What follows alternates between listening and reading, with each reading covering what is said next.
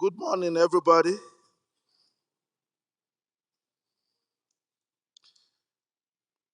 Our very dear friend and co-host, His Excellency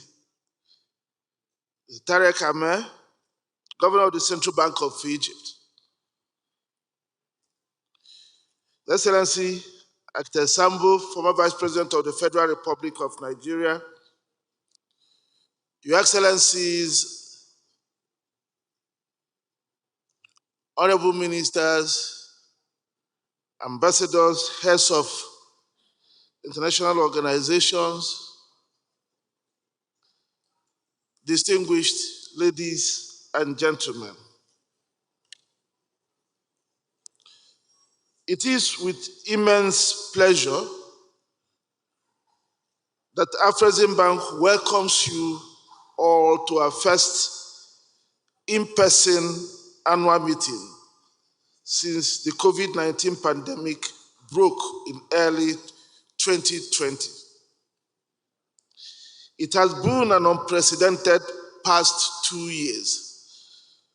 So allow me to extend our condolences to all those who might have lost loved ones as a result of the pandemic. As we begin the event associated with the 29th annual meetings of Afreximbank, I would like to extend our deepest appreciation to His Excellency Abdel Fattah el-Sisi, President of the Arab Republic of Egypt, under whose auspices these events are holding. Special thanks to our friend Tarek, the Governor of the Central Bank of Egypt, as well as his able deputies and entire management and staff of Central Bank of Egypt for being magnificent, efficient, and committed co-hosts of these events.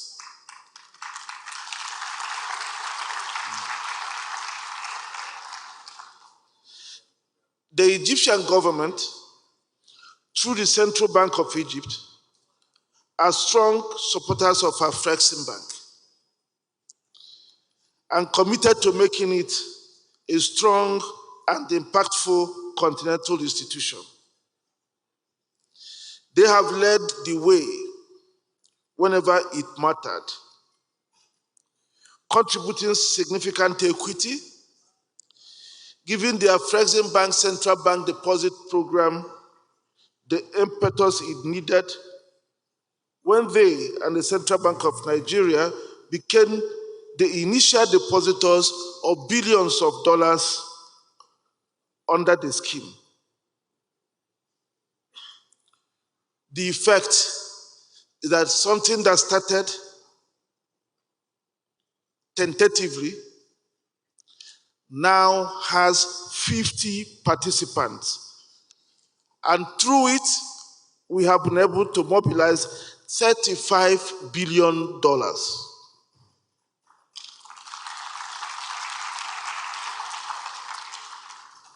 The Central Bank of Egypt has also partnered with Afreximbank to train several African bankers in many areas. So for many of you central bankers here from different parts of Africa and commercial banks, I'm sure some of your colleagues or your staff must have benefited from those joint initiatives. We are also pleased to have been their choice to advise on the creation of a national export credit agency. As a result, Afreximbank has now been mandated to do the same in other countries, helping to create the financial architecture that will support trade under the ACFTA. Ours is a partnership we highly value, and we thank the management and staff of CBE for standing strong behind what they own. Your Excellencies, distinguished ladies and gentlemen, in March this year, the Economist of London published an article titled "Africa's Ambitious Trade Plan Needs to Speed Up." In that article, it wrote, and I quote, "In 1963, as decolonization swept through Africa, politicians heady with Pan-African ideals called for a common continental market. They saw it as a way to transcend colonial economic models based upon extracting and exporting natural resources.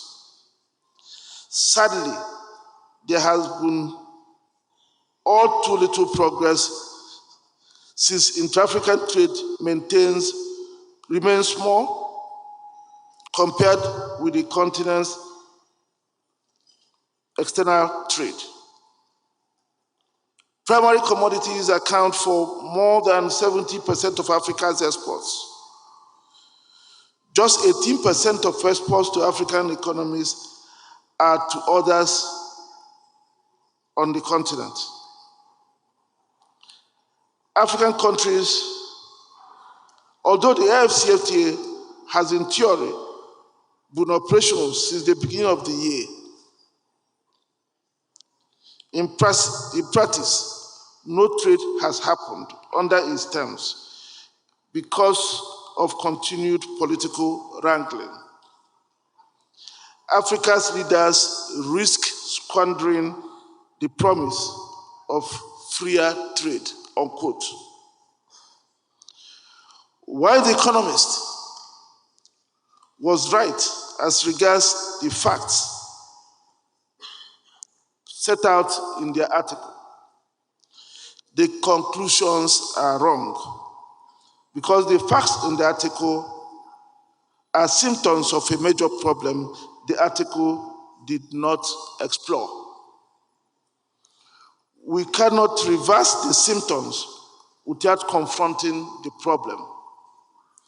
Distinguished ladies and gentlemen, the source of the problem can be found in the writings of a colonial administrator, Mr. Abbas Sarau, in 1920. He wrote, and I quote, "Economically, a colonial possession means to their home country simply a privileged market wherein it will draw the raw materials it needs, dumping its own manufacturers in return. Economic policy is reduced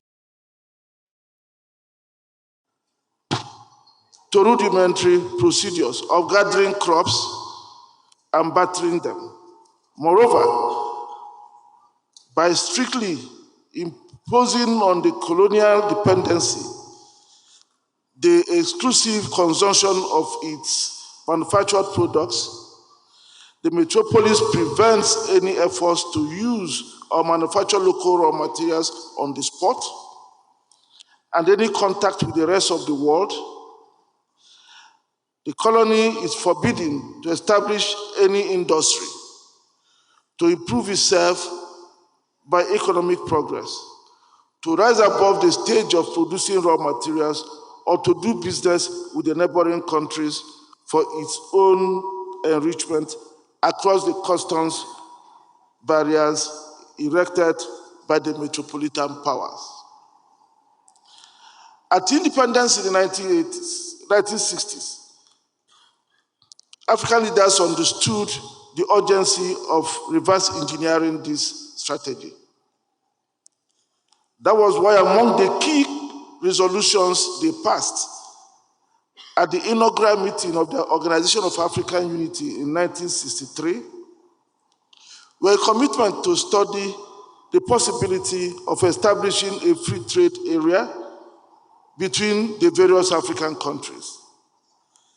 the means for developing trade among African countries through the organization and participation in African trade fairs and exhibitions, and by granting of transport and transit facilities. And finally, the establishment of an African Payment and Clearing Union. Distinguished ladies and gentlemen, while the problem was identified decades ago, it is only now that Africa can boast of possessing a combination of factors that can resolve it. And these include a visionary leadership, the youth, and digital technology. Our leadership has done the courageous work of giving us the ACFTA. A lot now hinges on our youth. It is for this reason that Afreximbank dedicated this year's annual meeting to the theme, realizing the ACFTA potential in the post-COVID-19 era, leveraging the power of the youth. Your Excellencies, it's our view that the youth will be the catalytic force to the realization of the Continental agenda. Indeed, the youth have always been the catalyst to economic transformation and at the base of every industrial revolution in advanced countries. It is no coincidence that at the height of each industrial revolution, youth constituted the largest proportion of the labor force and population. For instance, when the US and Canada ascended to the ranks of major industrial powers in 1900, their population under 45 were 83% and 82%, respectively. And the population between the ages of 15 and 45 years were 48 and 47% in the two countries. The youth were equally central to the Asian miracle. The same 82% of the population were youth at the time these economies became industrial powers. Your Excellencies, the good news is that Africa finds itself at the exact same spot as the US, Canada, and Asia at the respective stages of their industrialization. Today, 85% of the continent's population is under 45 years, and 45% are between 15 and 45 years old. This asset in our hand is perhaps the greatest resource the continent has, an asset much more valuable than all the oil and mineral resources under the ground. And the African youth are beginning to make significant contributions to economic transformation across the continent. For example, in Nigeria, Mr. Aliko Dangote, as a young man in the 1920s, began to build what has become a global multi-billion-dollar conglomerate that has pivoted him to become the wealthiest person in Africa today. It was a young Tony Elumelu who transformed an ailing commercial bank into an African multinational financial institution today. Lily Alfonso, a Malawian fashion designer, has risen from a modest beginning to create an identifiable brand in the global fashion industry. Sarah Diouf, a Senegalese fashion designer, has successfully expanded her ready-to-made affordable African labor fashion brand to the US and UK markets. And many young Africans who are talented from all over Africa are making the waves across the world. Sprouting everywhere in a fragmented continent, the African youth are poised to make giant strides in a single continental market and could seamlessly become the drivers of Africa's integration and intra-African trade.